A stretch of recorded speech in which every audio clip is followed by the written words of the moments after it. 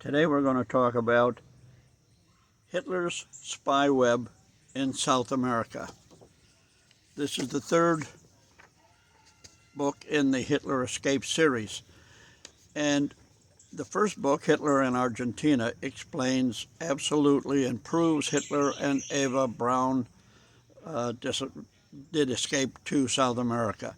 The second book, Hitler and the Secret Alliance, explains how it was so easy for Adolf and Eva Hitler and tens of thousands of others to easily assimilate into the Argentine culture, and other South American countries too, Paraguay, Brazil, and others. Okay, let's talk about Hitler's spy web in South America. Pardon me while I look at my cheat notes. Chapter 1, Argentina's place in the war. It goes in great depth into how Argentina opened the doors and welcomed those escaping from the Third Reich. Germans, Italians, Croats, and many, many more. We also go into detail on Huemel Island in Lake Nahuelhuapi, where German scientists, Austrian actually, but still German by bloodline, built a nuclear research laboratory 2 years after the war ended. They started in 1947, and they finally shut down in the early 1950s when Juan Perón shut the checkbook.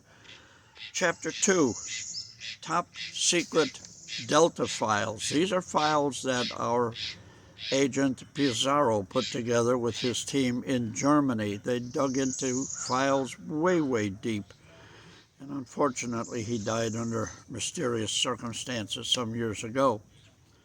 Chapter 3 talks about unusual airplanes down there, including the Ju-390 that brought Hitler down as far as Uruguay. It didn't have long enough range to make Argentina, so they landed on an estancia near Paysandú, Uruguay.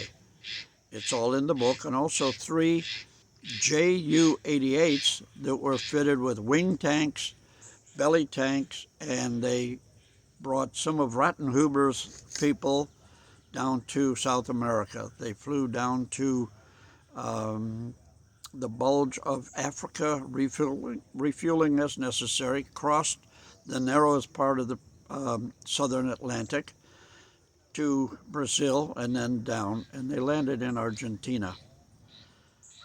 Chapter 4 is all about the spooks, spies in South America. Chapter 5, it's entitled Too Many U-Boats. Okay, we know U-530 under Otto Wermuth, member of Sharkhunters, surrendered in Mar del Plata late July 1945, and about 8 days later, U-977 under Heinz Schaefer surrendered. Okay, there's 2 U-boats. They were surrendered to the Americans and brought back later on for destruction. So when it came time to repatriate all the Germans down there, they had 4 U-boat crews. Nobody knew which boat they were on. They had no identifying paperwork, nothing. But they had 2 U-boats and 4 crews. This chapter goes into why.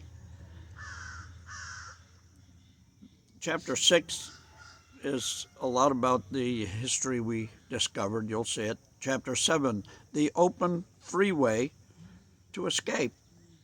At the end of April 45, under a plan, Dönitz sent all his available Type 9 U-boats against the American East Coast. There were a couple of dozen, and he sent almost 100 Type 7s all around England. I didn't think there were that many left, but we checked it, and a lot of the skippers were members of Sharkhunters.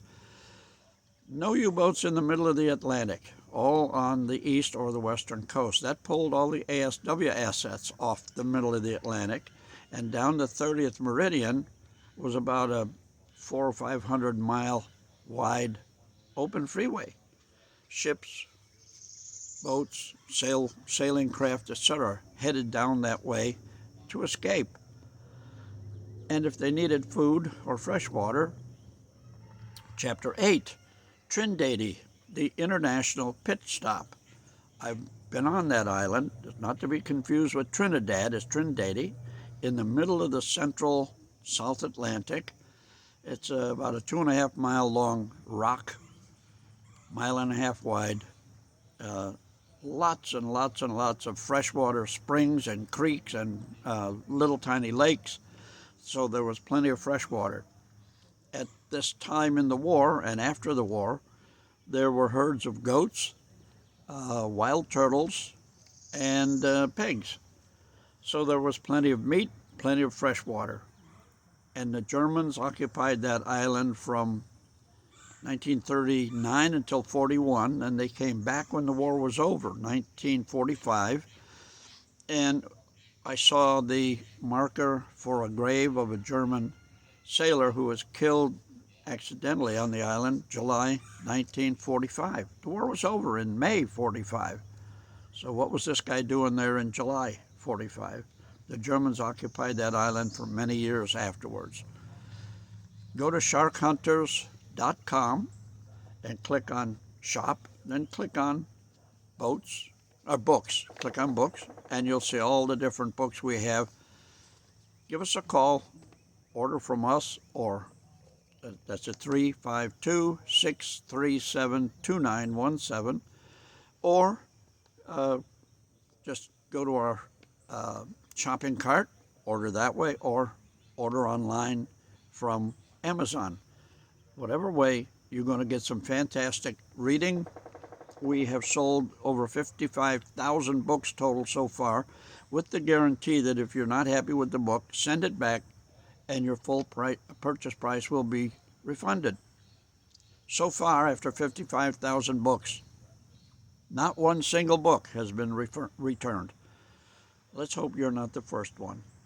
Give us a call, place your order now.